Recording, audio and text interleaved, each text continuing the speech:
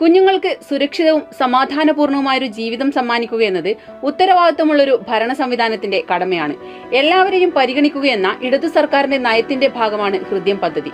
കുഞ്ഞുങ്ങളിലുണ്ടാവുന്ന ഹൃദയ സംബന്ധമായ അസുഖങ്ങൾക്ക് സൗജന്യവും ആധുനികവുമായ ചികിത്സ ഉറപ്പുവരുത്തുകയെന്ന ലക്ഷ്യത്തോടെയാണ് LDF സർക്കാർ ഈ പദ്ധതി ആരംഭിച്ചത്. നവജാത ശിശുക്കൾ മുതൽ 18 വയസ്സ് വരെയുള്ള കുട്ടികൾക്കാണ് ഈ പദ്ധതിയിലൂടെ സേവനം ലഭ്യമാക്കുന്നത്. ശസ്ത്രക്രിയ ആവശ്യമായ എല്ലാ കുഞ്ഞുങ്ങൾക്കും ചികിത്സ ഉറപ്പുവരുത്തുക എന്നതാണ് സർക്കാരിന്റെ ലക്ഷ്യം.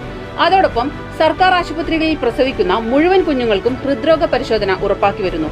എല്ലാ കുട്ടികൾക്കും പരിചരണം ഉറപ്പാക്കാൻ വീടുകളിലെത്തിയും അങ്കണവാടികളിലും സ്കൂളുകളിലും സ്ക്രീനിംഗും നടത്തിവരുന്നു. ഹൃദ്രോഗ ലക്ഷണങ്ങൾ കണ്ടെത്തിയാൽ എക്കോ ഉൾപ്പെടെയുള്ള വിദഗ്ധ പരിശോധനകളും നടത്തും. ഗർഭസ്ഥ ശിശുവിന് ഹൃദ്രോഗം കണ്ടെത്തിയാൽ പ്രസവം മുതലുള്ള തുടർ ചികിത്സ ഉറപ്പാക്കുകയും ചെയ്യുന്നു.